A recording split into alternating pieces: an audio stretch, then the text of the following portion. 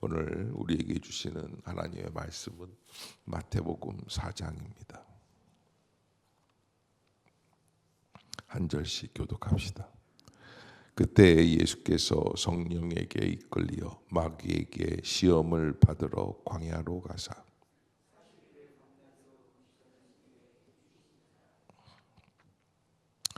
시험하는 자가 예수께 나와서 이르되 네가 만일 하나님의 아들이거든 명하여 이 돌들로 떡덩이가 되게 하라.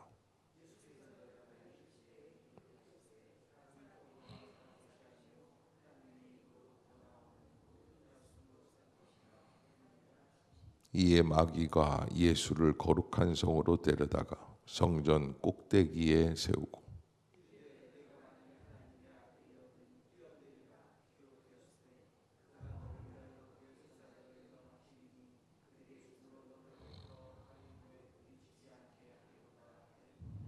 예수께서 이르시되 또 기록되었으되 주 너의 하나님을 시험하지 말라 하였느니라 하시니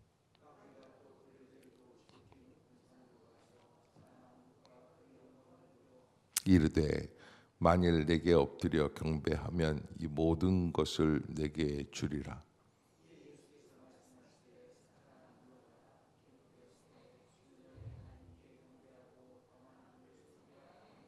이에 마귀는 예수를 떠나고 천사들이 나와서 수종드니라. 나사렛을 떠나 스불론과 납달리 지경 해변에 있는 가버나움에 가서 사시니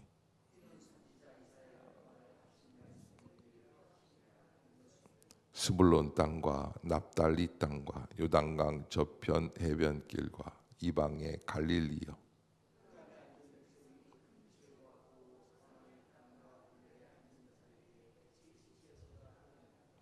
이때부터 예수께서 비로소 전파하여 이르시되 회개하라 천국이 가까이 왔느니라 하시더라.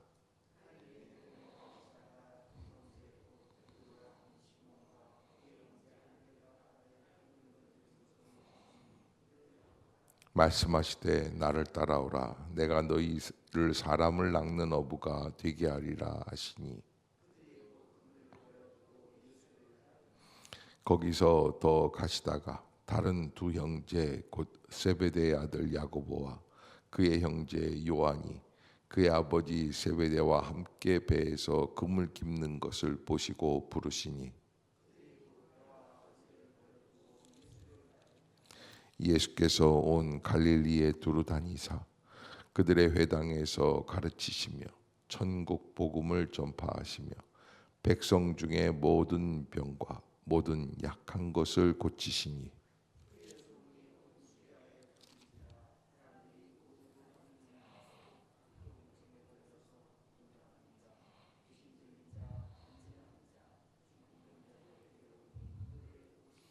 다시 한번 봅시다. 갈릴리와 데가볼리와 예루살렘과 유대와 요단강 저편에서 수많은 무리가 따르니라. 아멘. 이제 예수님께서 세례를 받으셨죠. 어제 본문은 이제 오늘은 시험을 받으시는 장면입니다. 그래서 예수님께서 친히 시험을 받으신다라고 하는 것, 이거는 뭐 우리에게 있어서는 무한한 은혜와 위로가 됩니다. 하나님이 왜 나를 연단하실까? 왜 나의 마음을 모르실까? 하는 것들이 우리에게는 너무나 많은 일들이 있죠. 하나님 이래도 나를 때리시는가? 뭐 나를 연단하시는가? 그런데 하나님께서는 예수님도 시험을 하셨다라고 하는 것. 특별히 언제 시험을 하셨는가? 40일 금식 기도를 하고 계시는 가운데 하나님은 마귀가 임하게 되어서 시험을 하게 하셨다라고 하는 것을 오늘 본문에서 아주 우리가 너무나 잘 알고 있는 그런 문장입니다.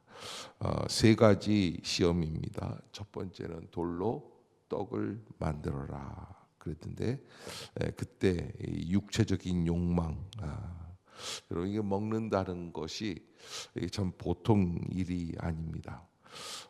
참 대단한 일인데, 그 대단한 일들 예수님께서는 40일을 금식을 하는 가운데에서 먹을 것을 뿌리치시는, 제가 봤을 때 이 40일 금식의 마지막 부분에서 그렇게 하신 게 아니라 한 열흘쯤 되었을 때 한 게 아닐까 생각이 들어요. 3일 금식을 하다 보면은 첫째 날은 어떻게 지나가고 둘째 날이 제일 배가 고픈 것 같아요. 3일째는 그냥 뭐 괜찮아요. 이제 어저께보다는 훨씬 덜합니다. 그런 체험들이 있거든요. 근데 이렇게 보면은 아마 40일도 한 20일 정도 지나면 그 다음부터는 조금 금식하기가 좀 편안하시다고 그러더라고요. 너무너무 힘이 들죠. 힘이 들어도 견딜 수 있는데 처음에 굶주림 속에서 오는 그 배고픔은 이루 말할 수가 없는데, 그러나 예수님께서 그 밤낮 40일을 금식하시는 그분이 마귀는 와서 유혹을 하죠. 네가 만일 하나님의 아들이거든 명하여 이 돌들로 떡덩이가 되게 하라. 얼마나 참 논리적으로 만일 하나님의 아들이거든 돌들로 떡덩이가 되게 하라. 그런 능력이 있지 않습니까? 그런데 예수님께서 놀라운 말씀을 해주시는 거예요. 뭐라고 말씀을 하시냐면 4절에 보면은 4절 한번 읽어봅시다. 시작. 예수께서 대답하여 이르시되 기록되었으되 사람이 떡으로만 살 것이 아니요 하나님의 입으로부터 나오는 모든 말씀으로 살 것이라 하였느니라 하시니. 아멘. 여러분, 예수님께서 이렇게 말씀을 해주시는 이 순간 그저 즉흥적으로 나온 이야기 같지만 즉흥적인 것이 아니고 예수님의 그 모든 생애의 가장 근원은 어디에 줄이 다가 있는가? 바로 말씀 속에 들어가 있었다라는 것을 우리가 아주 분명히 알 수 있습니다. 이게 말씀이 아니고서는 이길 수가 없다라는, 내 능력이 아니라 하나님의 말씀의 능력으로 감당하는 것이죠. 여러분들도 우리가 하나님 앞에서 신앙생활하다가 유혹이 들 때마다 말씀을 선포하십시오. 그리고 그 말씀 앞에서 내가 어떻게 살아갈 것인지를 선포하는 거예요. 사람이 떡으로만 살 것이 아니요 하나님의 입으로부터 나오는 모든 말씀으로 살 것이니라. 내용도 말씀이지만 이 말씀, 이 문장이 있는 곳이 바로 신명기 8장에 있는 말씀이에요. 하나님의 말씀을 중심으로 해서 그 말씀대로 증거하고 선포하고, 말씀이 이런데 내가 어떻게 돌로 떡을 만들어 먹을 수 있겠느냐. 떡으로만 사는 게 아니라 하나님의 입으로부터 나오는 모든 말씀으로 살 것이다 라고 하는 것을 분명히 우리에게 해주고 계셨다라고 하는 것은 우리에게 있어서 가장 중요한 시험을 이길 수 있는 능력을 우리에게 주시는 약속이죠. 유관순 열사가 감옥에 있을 때 어윤희 장로님이라고 하는 감리교 장로님, 서강감리교의 장로님이신데 서강교회 정문에 그의 비석이 있다고 합니다. 그 어윤희 장로님 여자분이에요. 조금 주는 음식, 조금 주는 물을 자기가 안 먹고 유관순에게 양보했다는 거예요. 왜? 유관순은 중학교 2학년, 중학교 3학년짜리 조그마한 여자아이니까 얼마나 먹고 싶겠어요. 사춘기 때. 그러니까 그것을 주면서 격려하고, 그래서 너는 이때 네 민족적인 그 신앙을 지켜야지만 된다. 그래서 격려를 해서 유관순이 끝까지 나라를 배신하지 않고 지킬 수 있었던 유관순 열사가 그래서 탄생된 것이라는 것이죠. 예수님도 가장 유혹적인 부분, 돌로 떡을 만들라라고 하는 그 유혹을 말씀으로 이기는 것이다. 그래서 우리가 하나님 앞에서 유혹을 이기려면 옆에서 식량을 대주는 사람이 있는 것처럼 말씀을 제공받을 수 있는 능력이 있어야지 된다. 그러기 위해서는 성경을 암송하고 말씀에 아주 깊이 잠겨 있는 은혜가 있어야지 된다라고 하는 것이죠. 두 번째 마귀는 또 유혹을 합니다. 성전 꼭대기에서 네가 만일 하나님의 아들이거든 뛰어내리라 그랬는데 왜 뛰어내리라고 그랬어요? 6절에 보면 그가 너를 위하여 천사들을 명하셔서 사자들을 명하셔서 그들이 손으로 너를 받들어 발이 돌에 부딪히지 않게 할 것이다. 그래서 천사들이 내려와서 도와줄 텐데 무슨 걱정이냐? 하나님의 아들이거든. 이게 사실 이런 게 있죠. 나를 얼마나 소중하게 생각하실까 하는 그런 마음이 있죠. 하나님의 아들인데. 그러면 성전 꼭대기에서 툭 떨어지면 하나님이 촥 와서 영화의 슈퍼맨 같은 데서 나오는 슈퍼맨도 위험을 만난 사람을 보면은 뛰어와서 도와주지 않습니까? 그렇게 해주시지 않겠는가? 그런데 예수님이 7절을 한번 보겠습니다. 7절 시작. 예수께서 이르시되 또 기록되었을 때 주 너의 하나님을 시험하지 말라 하였느니라 하시니 아멘. 주 너의 하나님을 시험하지 말라. 이것 또한 시편에 있는 말씀입니다. 시편 91편에 있는 말씀인데 이 말씀을 통해서 예수님께서 우리에게 어떤 신앙을 가져가야 되는가? 하나님이 우리를 시험하실 수는 있지만 우리가 하나님을 시험할 필요는 없는 거예요. 그것이 믿음의 당연한 모습들이다라고 하는 것을 꼭 잊지 말아야죠. 인정받고 싶은 욕구가 우리에게 다 있습니다.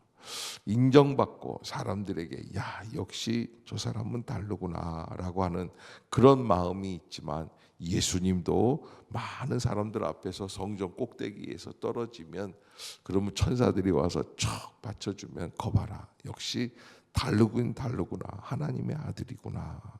그러나 예수님은 그 모든 유혹을 말씀으로 그래서 하나님을 시험하지 말라라고 하시는 기록된 말씀을 가지고 하나님께서 주신 놀라운 은혜를 감당해 나가는 것을 볼 수 있죠. 사단아 물러가라 기록되었을 때 주 너의 하나님께 경배하고 다만 그를 섬기라라고 하는 거예요.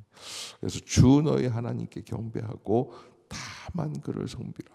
그래서 하나님의 능력으로 주 너의 하나님을 시험하지 말라라는 말씀으로 승리하는 모습들을 보게 됩니다.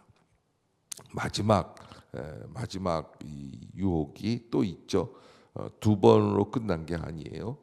마귀가 또 그를 데리고 지극히 높은 곳으로 가서 천하만국과 그 영광을 보며 이렇게 얘기하는데 9절을 한번 봅시다. 시작.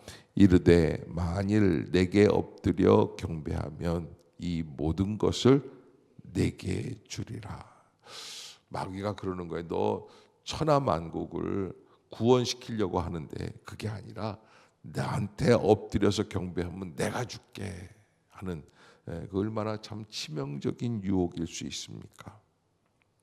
그러나 예수님께서는 10절에 이에 예수께서 말씀하시되 사단아 물러가라 기록되었을 때 주 너의 하나님께 경배하고 다만 그를 섬기라 하였느니라.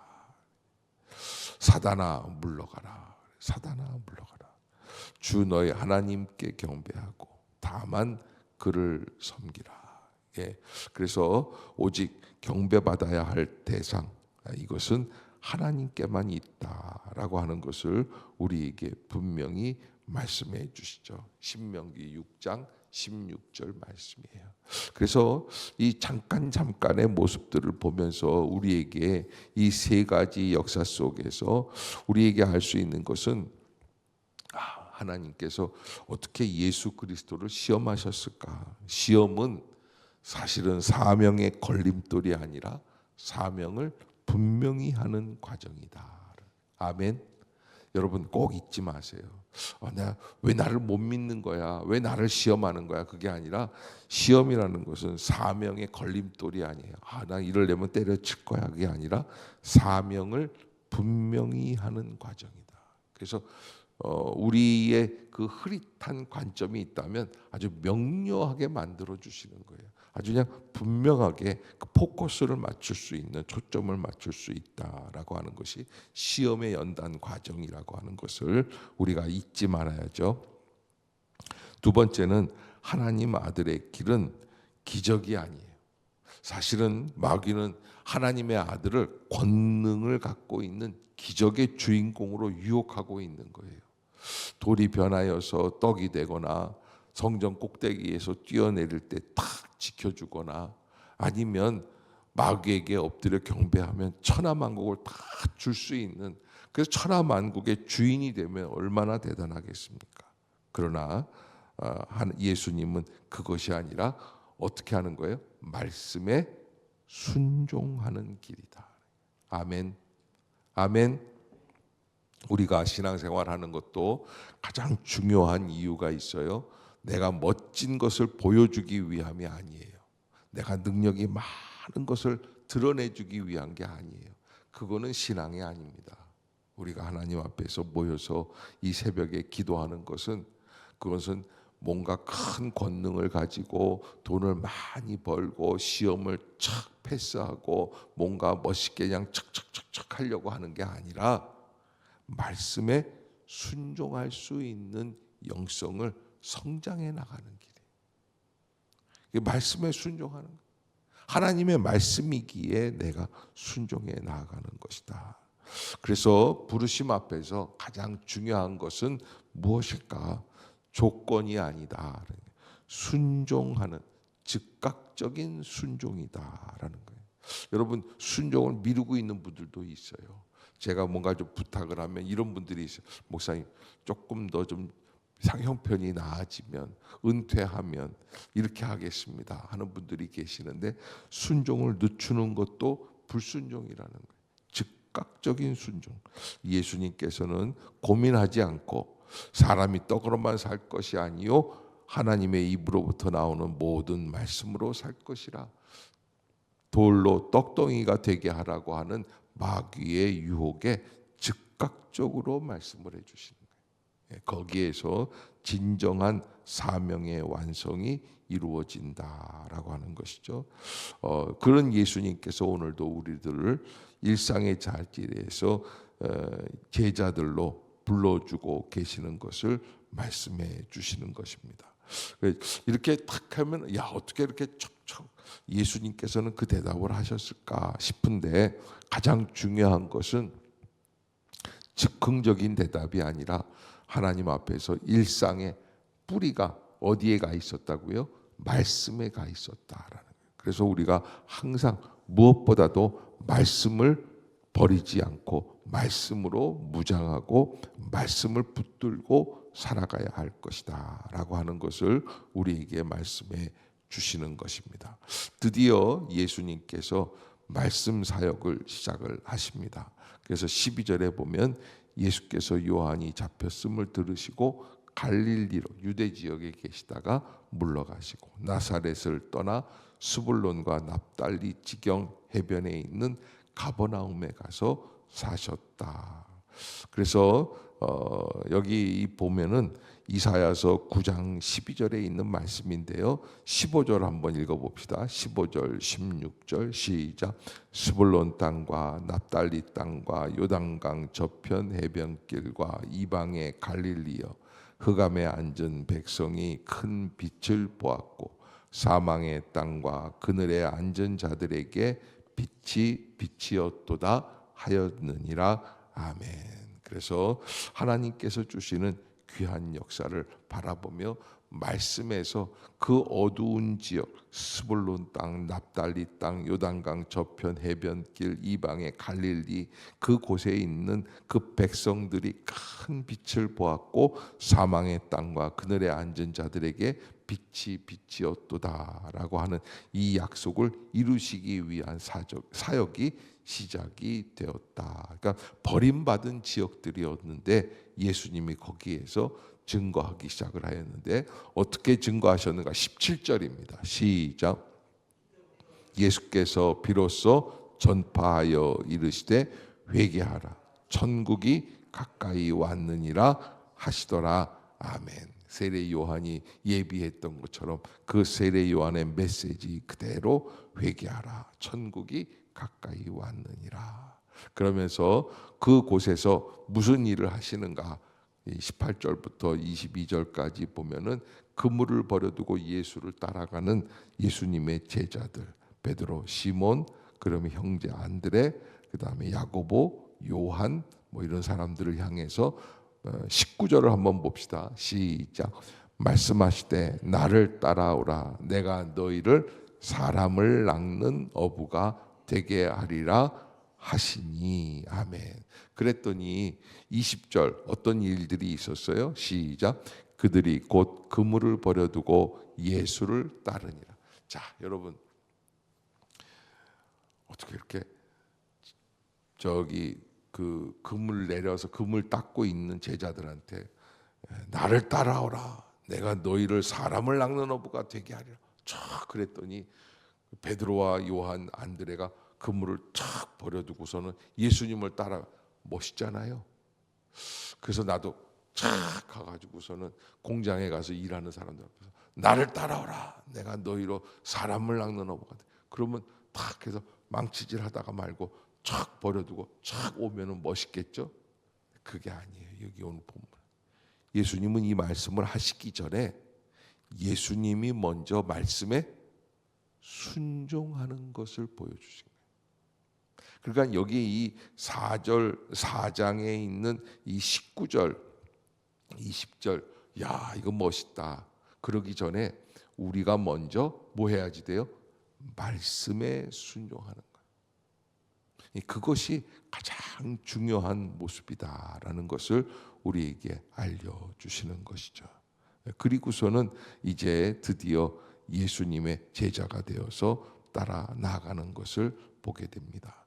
예수님의 사역의 정체성 어떻게 예수님은 사역을 하시는가 23절 한번 보겠습니다. 시작. 예수께서 온 갈릴리에 두루 다니사 그들의 회당에서 가르치시며 천국 복음을 전파하시며 백성 중에 모든 병과 모든 약한 것을 고치시니. 그래서 가르치고 전파하시고 고치셨다.